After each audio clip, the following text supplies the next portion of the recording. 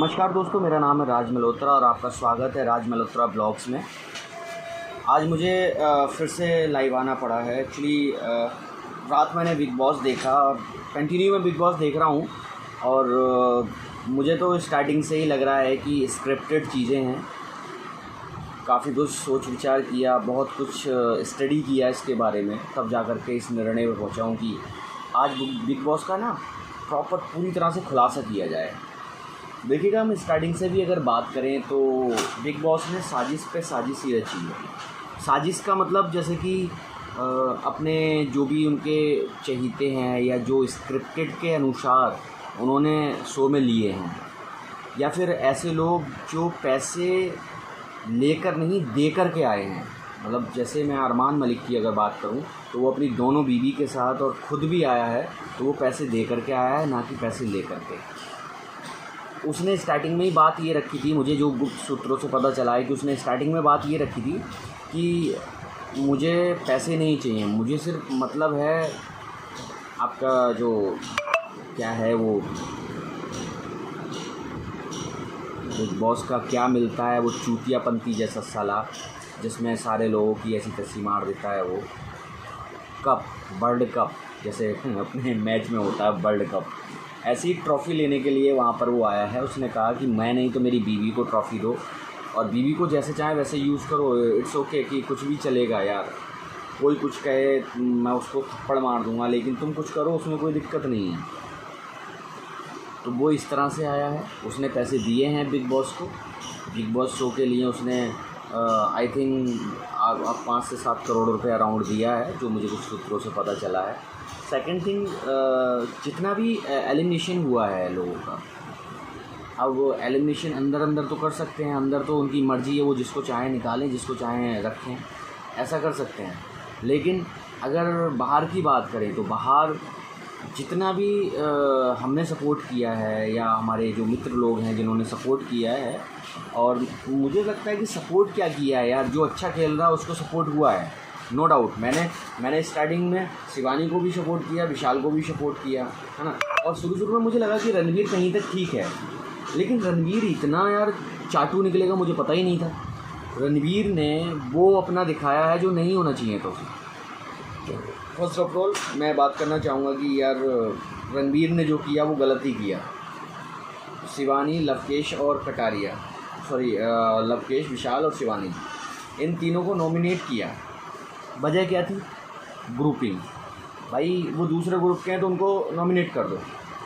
सना मकबूल को इसलिए नहीं किया कि भाई वो इंडस्ट्री की है, आई थिंक वो शायद वो भी थी, बाहर वाली थी, तो इसलिए उसको नॉमिनेट नहीं कर सकते, क्योंकि बिग बॉस ने पहले ही बोल दिया था, क्योंकि स्क्रिप्टेड था।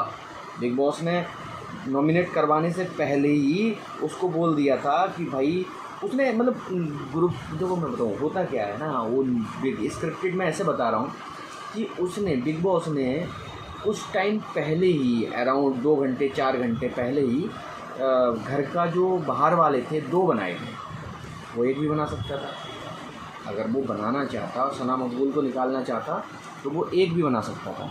मान लीजिए रणवीर को बना देता तो रणवीर 2-3 लोगों को नॉमिनेट करता भाई, सना मकबूल का नाम तो 100% होता।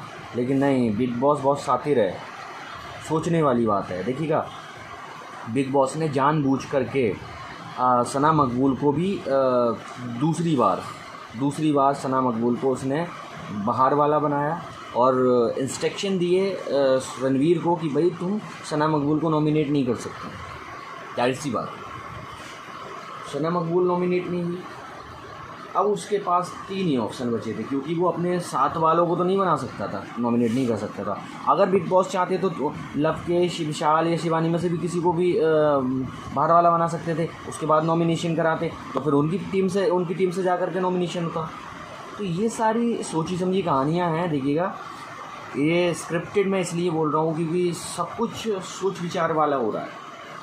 और यहाँ तक जितना भी जो विशाल के साथ हुआ वो अनफेयर हुआ, शिवानी के साथ हुआ अनफेयर हुआ, ठीक है। और अभी जो अरमान मलिक को निकाला वो सिर्फ एक दिखावा है कि भाई साहब इतने दिन से वो नॉमिनेट है, वो क्यों नहीं निकला, लोग ऑब्जेक्शन ना उठाएं, तो इसलिए उसको निकाला है। अब उसकी बीवी तो रह गई है, चाटू तो रह गई है उसके अंदर, है ना।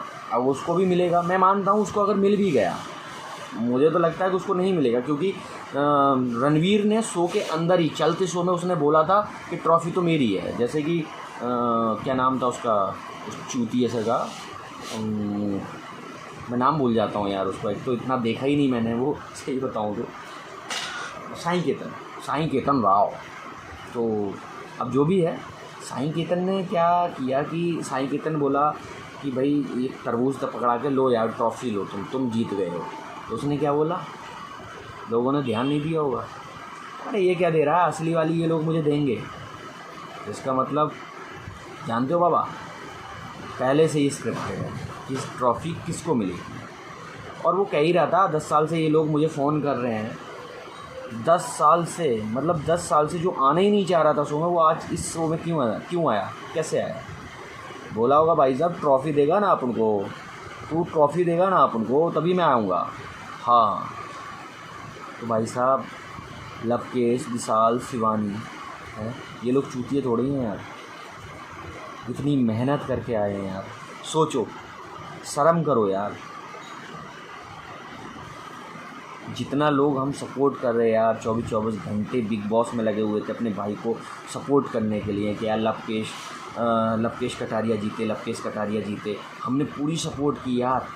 बाहर के वोटों के अनुसार अगर लवकेश को नहीं निकाल पाए तो इन्होंने सोचा अंदर ही अंदर एलिमिनेट करा लो। अब उसे चूतिए को बाहर वाला बना दिया है, साईं केतन को। मुझे लगता है उसका ही किया धरा है, लेकिन किया धरा क्या, पहले ही मैसेज कर दिया होगा भाई तू उसको नॉमिनेट कर दे, उसको निकाल दे, एलिमिनेट करा दे उसको। ओ भाई सुन ले बिग बॉस, मैं तो पहले बहुत सोचता था कि यार बिग बॉस में तो शायद हम फॉर्म भरेंगे और हमारा नंबर आ जाएगा, किसी का आ जाता होगा, लेकिन ये मुझे पता है ये सिलेक्टेड लोगों के पास कॉल जाती है, तू अपनी टीआरपी बढ़ाने के लिए करता है। तो भाई सुन, जिस दिन हम जैसे मतलब समझ रहा है, हम जो तुम लोगों को आगे बढ़ाते हैं, अगर हम अपने पर आ जाएंगे ना तो पूरी टीआरपी की ऐसी तैसी लग जाएगी।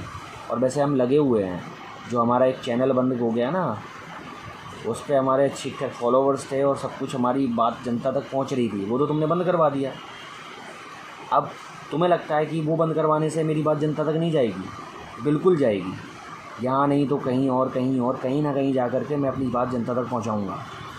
और एल्विस भाई तुमसे भी रिक्वेस्ट करूँगा कि अगर मेरी वीडियो आप देख रहे हो तो भाई जा कर के जितने भी अपने यूट्यूबर्स भाई हैं या जितने भी इन्फ्लुएंसर हैं, सबको बोलो, सबको एक तरफ से सबको बोलो लड़ो। अगर आज आप नहीं लड़ोगे, हम नहीं लड़ेंगे, तो आने वाले जो हमारे चीज़ें रहेंगी, हमारी जनरेशन रहेगी, तो उनके लिए कोई कुछ नहीं कर पाएगा। मैं मानता हूँ कि आप एक अपना लवकेश भाई की अगर मैं बात करूँ तो लवकेश भाई अगर जैसे बाहर निकल के आए हैं, वो एक बार ज़रा थोड़ा सा ऑनलाइन आकर के थोड़ा सा बता दें कि क्या क्या चीज़ें रही हैं जो उनको बुरी लगी हैं। क्योंकि अंदर की चीज़ें बहुत सारी ऐसी होती हैं जो हम जैसे लोगों को, या हम जैसे जो जितने भी टीम्स के लोग हैं या जो बाहर की जनता, उनको पता नहीं चलता। तो बाहर की जनता को पता करने के लिए बस एक ही है कि जो अंदर से बाहर आए हैं वो लोग हमें थोड़ा सा बताएं। देखिएगा, मेरे दिमाग में जो अब तक चला है, जितना मैंने जज किया है, जितना मैंने शो देखा है, कंटिन्यू शो देखा है, मेरा स्ट्रक्चर देख लो भाई। अगर मेरा टीवी पे शो चल रहा है तो टीवी पे देख रहा हूँ, मैं अगर कहीं बाहर हूँ तो अपने फ़ोन पे शो देख रहा हूँ। मतलब 24 घंटे मैंने मान के चला हूँ, 24 घंटे में मुश्किल से 1 आध घंटे मैं नहीं देख रहा हूँ।